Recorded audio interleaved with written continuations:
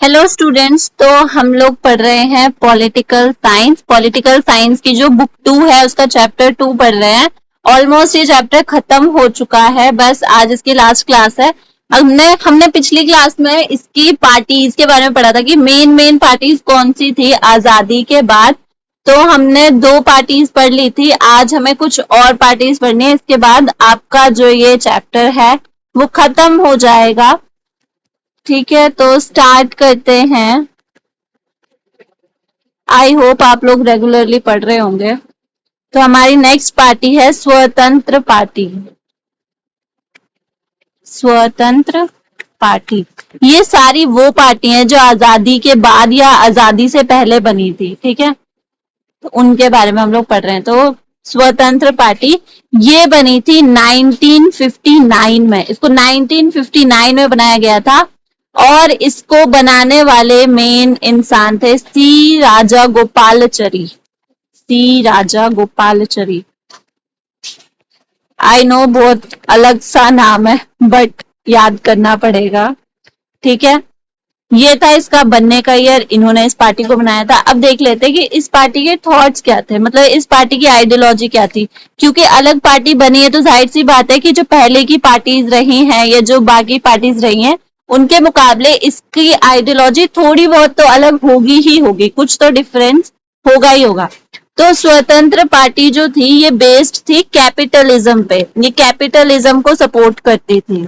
अब मुझे ये बताइए कि कैपिटलिज्म क्या होता है। कैपिटलिज्म होता है जिसमें कैपिटल को सपोर्ट किया जाता है, मतलब जो प्राइवेट इकोनॉमी होती है ना उसको ज्यादा सपोर्ट किया जाता है, मतलब उसमें गवर्नमेंट का रोल जो होता है वो बहुत ज्यादा कम होता है और जो प्राइवेट सेक्टर का रोल होता है वो ज्यादा होता है। तो ये उस चीज को सपोर्ट करते थे। इनका कहना था कि गवर्नमेंट को इकोनॉमी में इंटरफेयर नहीं करना चाहिए। इनका ये थॉट था, government should intervene less in the economy।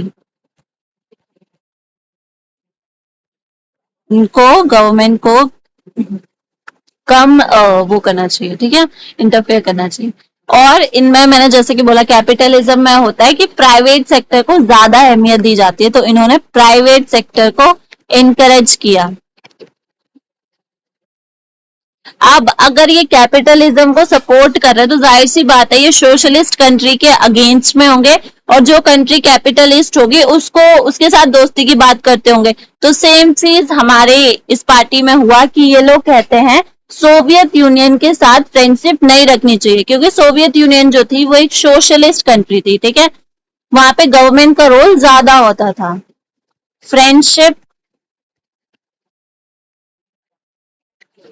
With Soviet union is opposed, मतलब इसके अगेंस्ट में थे, कहते थे कि उनसे दोस्ती नहीं करनी चाहिए। और तो फिर किससे दोस्ती करनी चाहिए, कौन सी कंट्री है कैपिटलिस्ट, जल्दी बताइए। जब तक मैं ये आंसर लिख रही हूँ जिसको पता है वो फटाफट कमेंट में बता दो। Supported increasing relations with America. America एक कैपिटलिस्ट कंट्री है, वहां पर प्राइवेट सेक्टर की अहमियत ज्यादा है। ठीक है, और हमारा जब देश आजाद हुआ था ना तो उस टाइम पे हमने नेम को चूज किया था। नेम एक नॉन अलाइनमेंट मूवमेंट को हमने चूज किया था। इसमें ये था कि हम लोग ना तो उस टाइम पे, ये कोल्ड वॉर की बात है, कि ना तो हम लोग यूएसएसआर का साथ दे रहे थे ना हम लोग अमेरिका का साथ दे रहे थे, तो इसलिए हम लोगों ने नेम को चुना था। लेकिन इस पार्टी का कहना था, स्वतंत्र पार्टी का कहना था कि हमें नेम को नहीं चुनना चाहिए था बल्कि हमें अमेरिका का सपोर्ट करना चाहिए था, ये इन्होंने कहा था। Opposed the policy of name. Name को हम लोग नॉन अलाइनमेंट मूवमेंट भी कहते हैं। नॉन अलाइनमेंट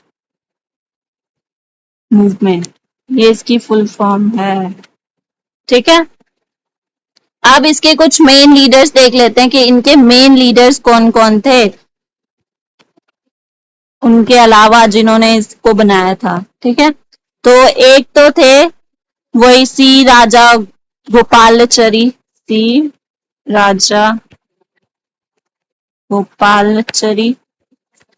और एक थे के एन मुंशी,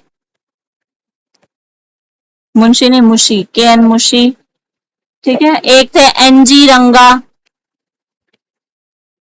और एक थे मीनू मसानी। ये सारे वो लोग थे जिन्होंने स्वतंत्र पार्टी को बनाया था। इन सब ने मिलकर स्वतंत्र पार्टी को स्थापित किया था। अब आ जाते हैं अपनी अगली पार्टी की तरफ। अगली पार्टी कौन सी है? तो नेक्स्ट पार्टी है भारतीय जनसंघ। भारतीय जनसंघ, ये पार्टी बनी थी 1951 में। इसको बनाया गया था 1951 में और इसके फाउंडर थे श्यामा प्रसाद मुखर्जी। श्यामा प्रसाद मुखर्जी, इन्होंने इस पार्टी को बनाया था। ठीक है, अब इनकी आइडियोलॉजी क्या थी?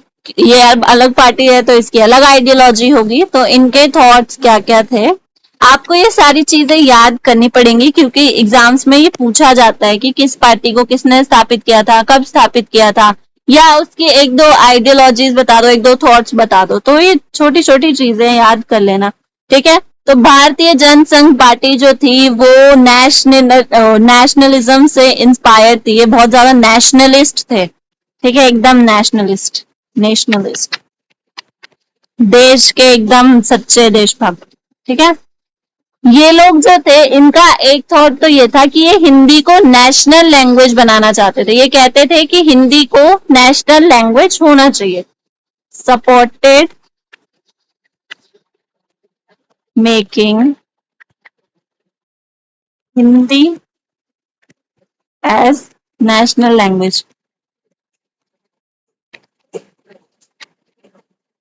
मेरा आपसे एक क्वेश्चन है कि हमारी नेशनल लैंग्वेज कौन सी है और हमारी ऑफिशियल लैंग्वेज कौन सी है और ओल्डेस्ट लैंग्वेज कौन सी है? इसका आंसर आप लोग बताना मुझे।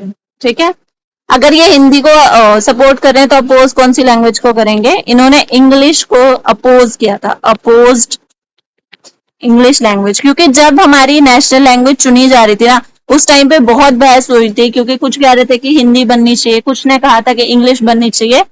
तो इन लोगों ने हिंदी को सपोर्ट किया था। ठीक है, और इनका ये कहते थे, इनका एक बहुत फेमस डायलॉग कह लो, इनका नारा कह लो, कुछ भी कह लो, एक बहुत फेमस इनका वो है, वन नेशन वन कल्चर। ठीक है, इनका ये है वन नेशन वन कल्चर, मतलब एक देश एक कल्चर, वो क्या कहते हैं, एक कल्चर यार, एक संस्कृति। ठीक है, इनका ये थॉट था। ओके, तो ये सारे थॉट्स थे हमारी भारतीय जनसंघ पार्टी के। अब आ जाते हैं कि इनके मेन लीडर्स कौन कौन से थे, महान नेता, मेन लीडर्स। तो एक तो हमने पढ़ लिए, कौन से थे बताइए? श्यामा प्रसाद, मुझे लगता है मुखर्जी की स्पेलिंग ये वाली है, let me correct it, Mukherjee. Okay, Shyama Prasad Mukherjee, Deendayal Upadhyay, जिनके नाम पे बहुत सारे रोड्स हैं दिल्ली में, बहुत सारे एक कॉलेज है इनके नाम पे, उपाध्याय। ओके, और बलराज मड़ोक, बलराज मड़ोक। तो ये सारे के सारे इसके मेन लीडर्स थे जिन्होंने मिलके इसको स्थापित किया था, इस पार्टी को बनाया था। ठीक है, तो ये सारी हमारी मेन पार्टीज थी। और अब आपका ये चैप्टर खत्म हो चुका है। आप लोग इसके नोट्स बनाइए, घर पे पढ़िए। ठीक है, रिवीजन करते रहिए, बोर्ड है, थोड़ा सा नींद से जाग जाओ। ठीक है, और ऐसे ही कंटिन्यूअसली क्लासेस को देखते रहिए, आपका भला होगा। ओके, तो आज के लिए बस इतना ही, नेक्स्ट क्लास में मिलते हैं। Thank you.